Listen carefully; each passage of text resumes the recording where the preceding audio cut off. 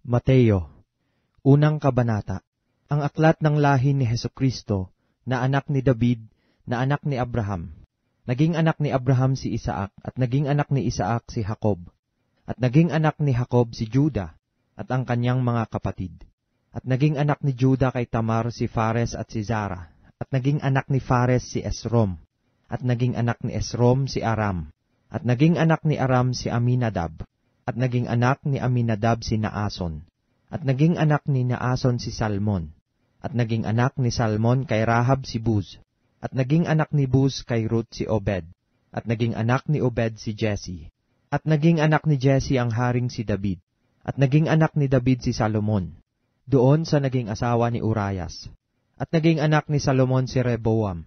At naging anak ni Rehoboam si Abias. At naging anak ni Abias si Asa. At naging anak ni Asa si Josaphat. At naging anak ni Josaphat si Joram. At naging anak ni Joram si Osias. At naging anak ni Osias si Joatam. At naging anak ni Joatam si Akaz.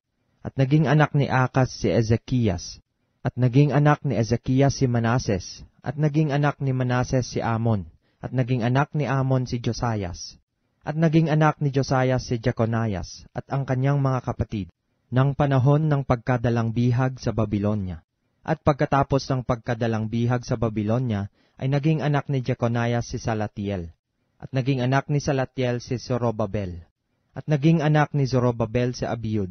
At naging anak ni Abiud si Eliakim. At naging anak ni Eliakim si Azor. At naging anak ni Azor si Sadok. At naging anak ni Sadok si Akim. At naging anak ni Akim si Eliud. At naging anak ni Eliud si Eleazar. At naging anak ni Eleazar si Matan. At naging anak ni Matan si Jacob. At naging anak ni Jacob si Jose, asawa ni Maria, na siyang nanganak kay Jesus, na siyang tinatawag na Kristo. Sa makatuwid, ang lahat ng mga salit-saling lahi buhat kay Abraham hanggang kay David, ay 14 na salit-saling lahi. At buhat kay David hanggang sa pagdalang bihag sa Babilonya, ay 14 na salit-saling lahi.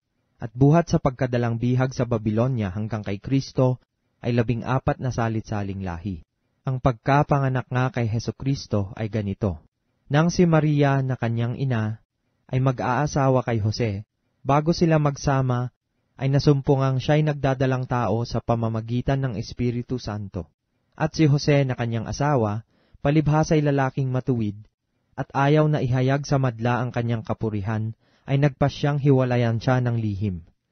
Datapwat samantalang pinag-iisip niya ito, narito, ang isang anghel ng Panginoon ay napakita sa kanya sa panaginip, na nagsasabi, Jose, anak ni David, huwag kang mangamba sa pagtanggap kay Maria na iyong asawa, sapagkat ang kanyang dinadalang tao ay sa Espiritu Santo. At siya'y manganganak ng isang lalaki, at ang pangalang itatawag mo sa kanya'y Jesus, sapagkat ililigtas niya ang kanyang bayan sa kanilang mga kasalanan. At nangyari nga ang lahat ng ito upang maganap ang sinalita ng Panginoon sa pamamagitan ng propeta na nagsasabi, narito, ang dalagay magdadalang tao at manganganak ng isang lalaki, at ang pangalang itatawag nila sa kanya ay Emmanuel, na kung liliwanagin ay sumasa atin ang Diyos. At nagbangon si Jose sa kanyang pagkakatulog at ginawa niya ang ayon sa ipinag-utos sa kanya ng anghel ng Panginoon, at tinanggap ang kanyang asawa. At hindi nakilala siya hanggang sa maipanganak ang isang lalaki, at tinawag niya ang kanyang pangalang Jesus.